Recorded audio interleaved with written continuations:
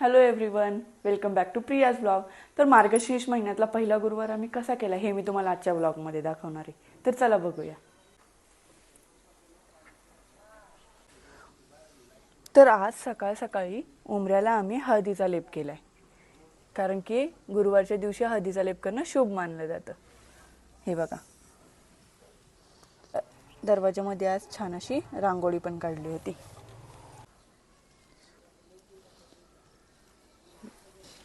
हे बघा, दरवाजापासूनच सगळे आज आम्ही सजावट केली होती.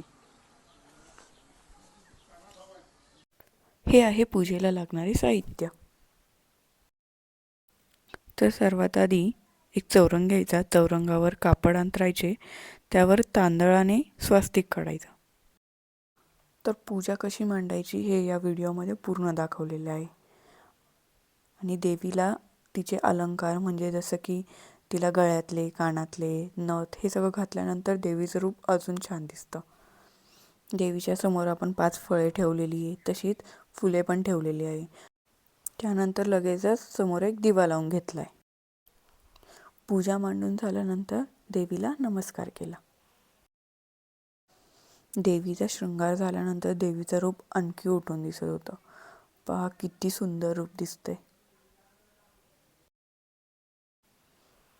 नंतर देवीची कथा वाचली, आरती झाली आणि वेळ आली ती प्रसादाची. प्रसादासाठी आम्ही बनवली तांदळाची खीर. उकळल्यानंतर त्याला छान असं तुपाचा आणि ड्रायफ्रुट्सचा तडका दिला. झाला आपला प्रसाद तयार.